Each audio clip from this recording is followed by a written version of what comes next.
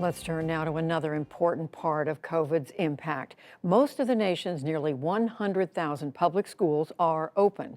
But as the Omicron surge continues, some districts are struggling to keep in-person learning going. Stephanie Sy reports on how the Boston School District is faring. Boston Public Schools have been operating in person since last spring and aim to continue to do so. But as cases in the city remain sky high, the virus is keeping many teachers and staff home. And student attendance has dropped from around 90% before winter break to 70% in the new year. Some city officials say virtual learning has to remain an option if the surge continues. For more on the challenges facing Boston Public Schools, we turn to Superintendent Brenda Cassellius. Superintendent Cassellius, thank you so much for joining us. I understand the staffing shortage has been so severe that you yourself recently filled in as a substitute teacher in a school. So where do things stand with staffing now? Are you still seeing a lot of COVID cases? Well, thank you, Stephanie, for having me this evening and for highlighting the seriousness of the challenges that school districts have across the nation to keep in-person learning going. We are still seeing challenges, although not as bad. We had about 1,200 staff out. We're down to about 800 staff out now. So we are starting to see some of those numbers go down.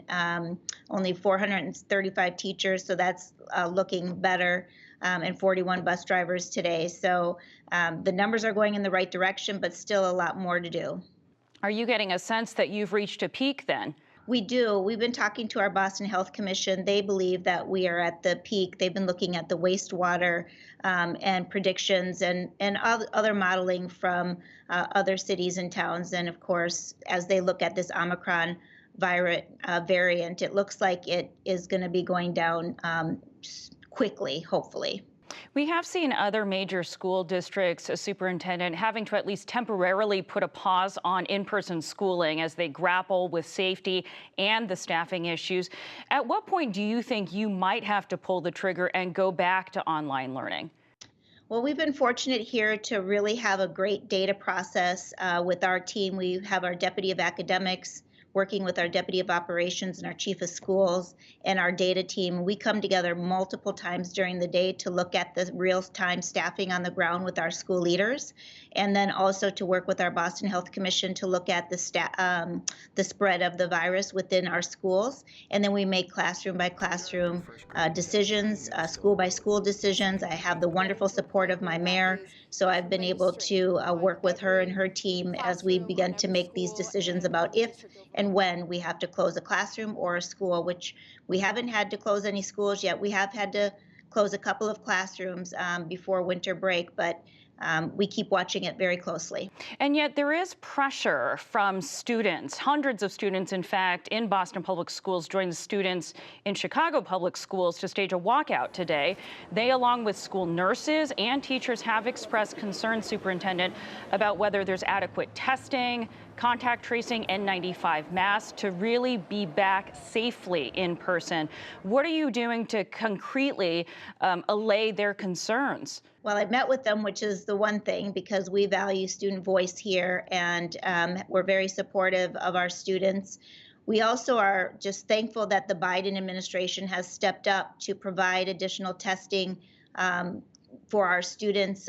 We've been working with our state partners as well to be sure that we have the test kits in place. We provided additional masks to our students and to our teachers.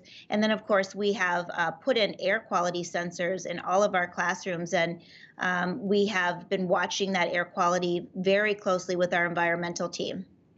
And all of those things are in place now? Those test kits are in students' hands? Yeah, we have our testing that we have. We have ordered additional tests, 500,000 additional tests. We expect to get more from the Biden administration and our state to have those available to our students. We've had pool testing and test and stay programs all year.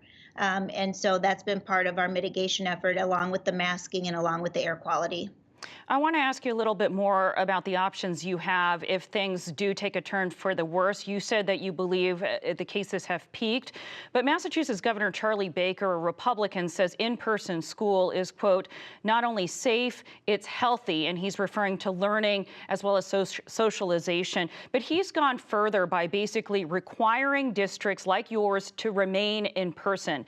Do you agree with that stance, or do you think there should be more flexibility for online learning at some point? So I do believe that in-person learning is the best for our students right now. The isolation over the past 2 years has been really difficult, and having them with their caring and competent teachers in their classrooms is absolutely the best position.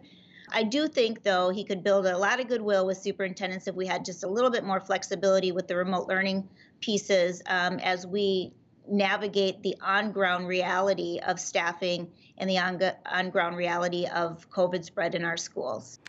Boston Public Schools Superintendent Brenda Cassellius, thank you so much for joining us. Thank you so much, Stephanie.